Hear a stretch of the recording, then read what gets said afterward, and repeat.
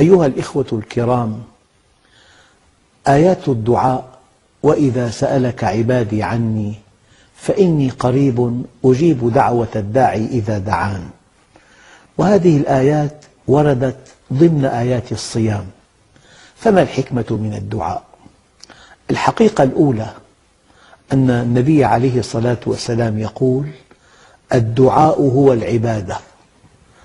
أصل العبادة أن تتوجه إلى الله، أن تعتمد على الله، أن تتوكل على الله، أن ترجو الله، أن تخاف من الله، أن تسأل الله.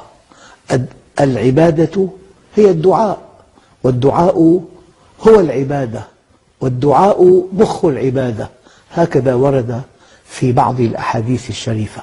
على كل، الآية الأصل في هذا الموضوع قوله تعالى: قل ما يعبأ بكم ربي لولا دعاؤكم.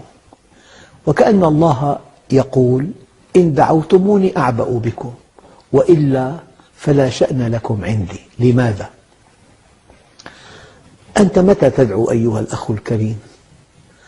متى تدعو جهة أرضية؟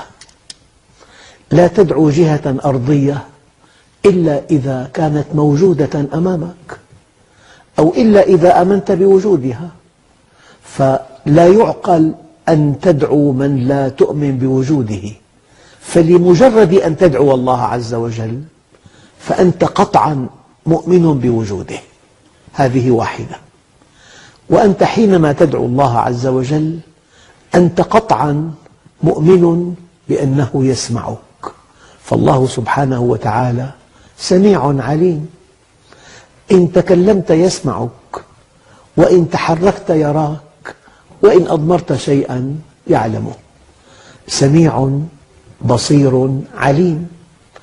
إن تكلمت فهو سميع، وإن تحركت فهو بصير، وإن أضمرت شيئا فهو عليم.